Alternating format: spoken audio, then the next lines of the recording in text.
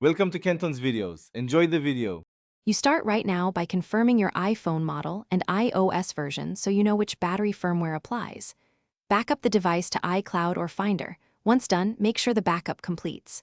Charge to over 20% or plug in a light. This prevents shutdown during diagnostics. Gather tools, a pentalobe screwdriver and a spudger. These first steps avoid data loss and allow safe disassembly. Do not proceed until backup and charge are verified. Once done with prep, check settings battery health and read the unverified message. Note any serial mismatch. Power the iPhone fully off.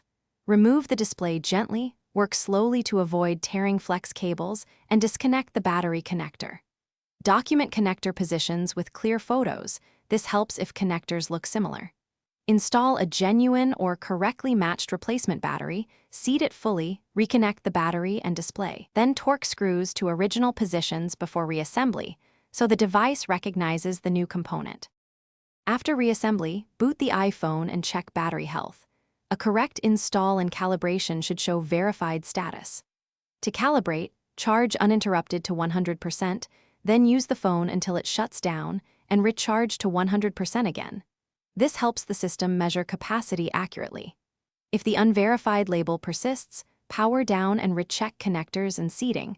Once connectors are confirmed, consider reflash options if you have tools, or take it to Apple-authorized service.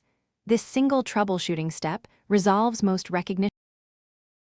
Thanks for watching. Consider subscribing if we helped you.